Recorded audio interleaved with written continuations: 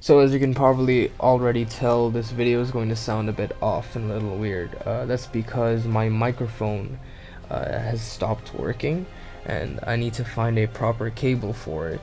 I'm probably going to buy one soon, so there's also going to be a bit of white noise, so I'm really sorry about that. I'm sorry that you guys have to put up with that, but struggles of being a YouTuber, I guess. Anyways, I hope you enjoy the video. This video will have late manga spoilers and spoilers for the ending of Attack on Titan. So, Attack on Titan is over. The final season of the manga was released today, and I read it as soon as I could. And after a lot of tears shed, emotional suffering, character deaths, pain, processing, and a lot of thinking, I can bravely say it was well worth the ride. I loved every second of this experience. This has been a crazy, beautiful, amazingly phenomenal 12-year-long journey, and I am so proud that I was able to take part in it.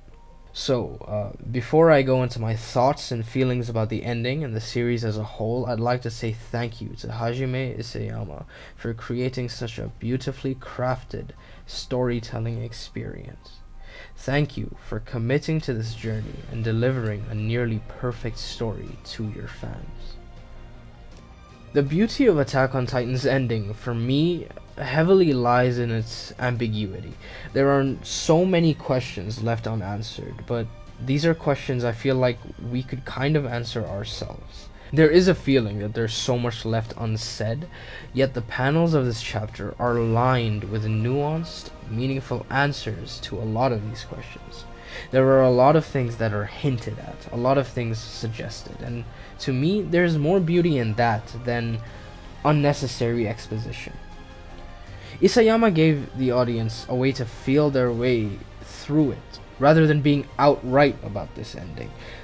That's something I've always loved about Attack on Titan. It's a part of its charm. While there are a numerous amount of times where Isayama gave the audience a clear explanation, there are an equal amount of times that he left it up to our interpretations. It was up to us to decide how we felt and what we thought these characters were experiencing. The mystery, the questioning, the ambiguity, and all of the unknowns are what makes Attack on Titan so beautiful to me. It's terribly bittersweet at the end of it all, and that's okay. Eren's arc was mind-blowing to me. He was always such a well-developed character, and with the reveal of his motives, his understanding, his suffering, and his pain, his acceptance that he had to be the monster so that the Eldians and the rest of Paradis weren't seen as monsters anymore, was so phenomenally done. The knowledge he carried must have haunted him ever since he kissed Historia's hand, yet he committed. He did what needed to be done. He didn't back down. He hated himself for it. He didn't want to die, but he did it for the people he loved. He did it for the people he held dearest to him. Every step he took in the rumbling filled him with remorse. He wasn't the heartless genocidal psychopath that everybody was saying he was. Having that knowledge now, after the end, is quite comforting. Eren Jeager is easily one of the best main characters of all time. The strength he had to have to kill almost 80% of the world so that it would have been fair for the rest must have been nearly impossible. It must have been horrifying to know that he would have to do all of that. It must have been horrifying for him to have been forced to kill his own mother, to crush billions of people, millions of children, innocent people, but he did it for the people he cared about. Call it what you want, insane, crazy, unnecessary, horrific, disgusting, but at the end of the day, most people will fight for what they love. They'd go to any lengths to save these people and to avenge them. Even if they have to turn themselves into monsters, they would do whatever it takes to save the people they love. And that quality in Eren is simultaneously horrific and admirable. Because as you may know if you've watched my videos, I love when the most deep and dark aspects of our humanity are portrayed in the media we consume. It's one thing I love so much about The Last of Us Part 2, so it's only natural that I love the way the brutality of humanity is portrayed in Attack on Titan. When it's executed well, these concepts always speak to me. I always resonate with these ideas. Therefore, since in Attack on Titan it's presented so beautifully, I can't help but adore that aspect of the story. And I feel that is something that's touched upon really well in this ending. It's so interestingly prevalent in the story. Eren hates Titans, and then he becomes one. Then he finds out that the real monsters are humans, so he becomes a human monstrosity.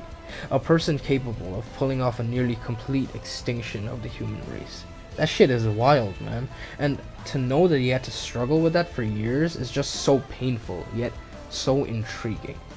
Honestly, there's such a prominent feeling of hope throughout this chapter, at least in my opinion.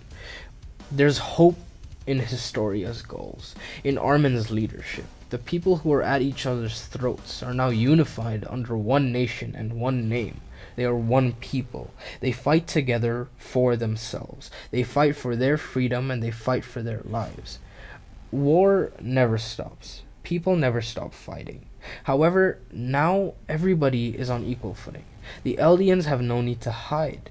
They have no need to run away. Now they're just regular humans, the same as the rest. Sure, they don't have the benefits they had when they were Titans, but as we see from the story, Titans were getting pretty old anyways. They were running out of use for them. So that's pretty damn cool to me. They finally have a chance to be something in the world. They no longer have to be feared, oppressed, hated, or ridiculed. At least not without putting up a fight. Eren gave the world a chance to start anew. He fulfilled Zeke's wishes too, the wish to rid the world of Titans. And now they have 20% of a world and that they can be happy with, that they can begin anew, create a proper life to live. And that makes me so happy. To see John, Connie, Peak, Levi, Falco, Gabby, Annie, Armin, Mikasa, and Historia safe, alive, and possessing hope for the future comforts me. What a lot of people call plot holes or bad writing, I'd like to call character flaws. It's what makes them who they are, and it's what makes the story interesting. Sure, Eren could have done a lot of things better.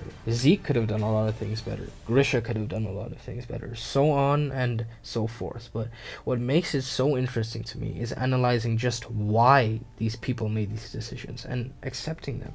Because not everybody is perfect. People make mistakes and people do inconsistent things.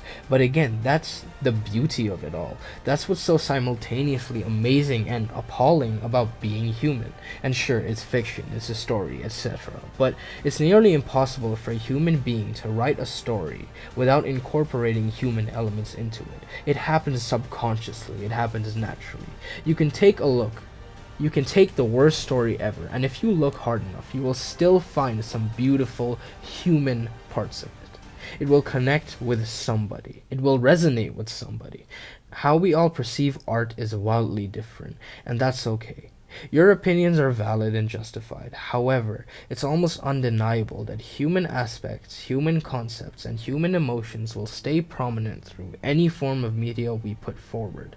And in this story, a story about 1,000 types of monsters of the world, it's only fitting that we possess a strange dichotomy by being both the most horrifying and the most beautiful things to ever exist. Because for now, humanity is all we know. With all that I love about this chapter and this ending, I won't deny that it did feel a little rushed.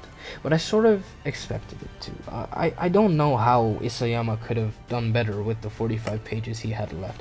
Maybe another chapter or two would have benefited. It might have improved the pacing, it might have made it worse, but I don't want to dwell on the what ifs. I want to appreciate what we got, because to me it was a fitting and satisfying conclusion to a series that had a phenomenal run. Everything led up to this moment, and personally, I was satisfied. It felt justified. It felt necessary. To me, it felt as if everything happened for a reason. It was meaningful, and I'm lucky that I feel that way. I feel happy with what we got. I'm sad it's over, but I'm so happy that it happened in the first place. So I'll cherish that for as long as I can. Now, there are a lot of things I missed, and there are a lot of things I still want to talk about, but I'm still kind of processing everything. I couldn't put all my ideas into this one video. Honestly, when I started writing it, I thought it'd be only 900 words, but now I'm passing 2,000. I'm sure I'll make a few more videos about this. I just can't not talk about it because there's so much for me, so much I want to say about this. But it just feels so surreal to me. I can't really grasp that it's actually over. I've been talking to my friends about it and it still hasn't really hit me. Yet, at the same time, this ending really, really hit me. The entire journey has been such a beautiful experience. Every single part of this story has spoken to me in different ways, taught me different things. The anime adaptation was the first anime I ever properly experienced. So because of that, among many other things, this story will always hold a special place in my heart. As I matured, so did the story, so did the characters, so did the fanbase, and so did Isayama. There's just so much beauty in Attack on Titan, and I hope this beauty lives on. So, it's been a month since my last proper video, and I really almost forgot how good it feels to make these. It feels so energizing, talking about the things I love and the things I'm passionate about. It makes me really happy. So I hope this video, and any of my videos, make you happy too. I hope you enjoy these videos, and if you do, be sure to let me know. You can DM me on Twitter, you can comment on my videos, you can DM me on Instagram, join my server. I almost always respond, so feel free to reach out to me and talk to me. I really appreciate everything you guys have done for me. Even though I haven't uploaded anything in a month, I still gained subscribers. People still watched my content and people still enjoyed what I put out. I appreciate that more than you could ever know. So thank you for everything, guys. Seriously. I'll keep it going. And maybe one day I can do this professionally. Only time will tell. I'm grateful, though, that you guys are along for the ride. That's all I have to say for this video. Don't forget to like the video if you enjoyed it. Consider subscribing if you're new, and click the notification bell so that you never miss my uploads. My socials and Discord are linked below, as is my Patreon. Thank you for stopping by. Don't forget to look for the light, and goodbye for now.